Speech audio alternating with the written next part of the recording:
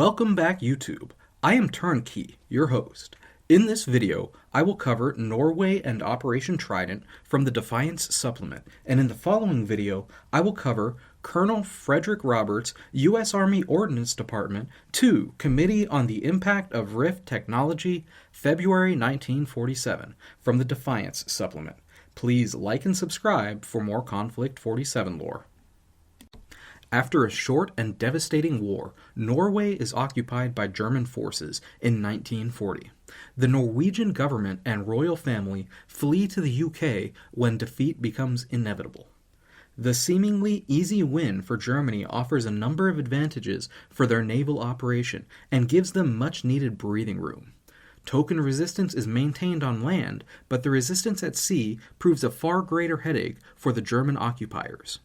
Resistance efforts on land continue with attacks upon puppet government targets being popular, but the main focus is to train the population to act as guerrilla fighters with the intention of aiding the inevitable Allied invasion.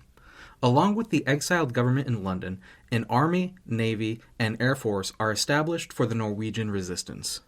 Subsequent naval operations along the Norwegian coast continue to cause great issue for the German occupiers, forcing the commitment of German reinforcements to the region before the war in Finland pushed a large German force out of Finland to seek refuge in Norway.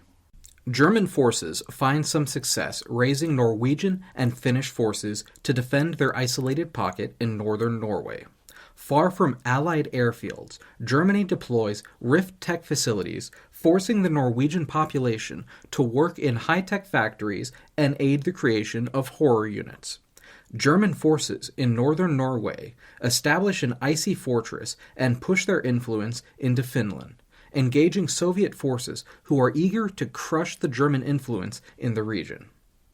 Success for the Soviets could bring a great boon to their technology as they stand to capture the secrets of German Rift-tech. This concludes the lore for Norway. Please comment below with suggestions for future videos. Now enjoy the lore for Operation Trident. In the spring of 1947, Germany plans to defeat the Allies on the Western Front in isolation with a concentrated offensive led by the legendary field commander Rommel. The planned objectives are to drive west from southern Holland towards Antwerp, then finally the coast, splitting Allied forces. An effort can then be made to crush the isolated defenders of Holland.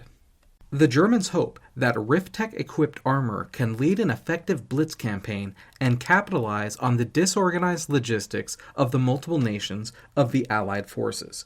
The bulk of the offensive will target the British forces in an attempt to isolate and destroy the British Army independent of their Canadian allies fighting in the north and the U.S. forces occupying the southern front. H hour, 0100 hours, the 18th of April, 1947. The German forces successfully launch a surprise attack against British positions, attacking furiously. Refreshed from the winter, but not lulled into complacency, British forces immediately call for forces to the south to move to reinforce southern Holland. The British understand the danger of a rapid breakthrough by German forces and sense an opportunity to inflict casualties to the exposed German attacker. H+2. Near Nijmegen, German terror troops, using the cover of darkness, infiltrate British lines, causing havoc and opening a hole in the defensive line. H+5. British troops scramble to deploy any and all units to the region to stall the offensive, but heavy German armor units are successfully supported by walkers and light panzer mechs. The speed and ferocity of the assault leave the British defenders on the back foot, and by 1100 hours on April 18th, German forces arrive at the bank of the Meuse River. H+13. The bulk of German forces reach the bank of the Meuse River by 1400 hours.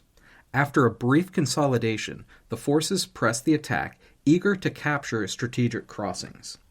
Allied command has deemed the crossings as vital to any future invasion of Germany and are therefore unwilling to give the order to blow pre-prepared charges on the bridge and river crossings. They intend to defend the crossings, halting the German offensives at any cost before they're willing to lose the vital crossings.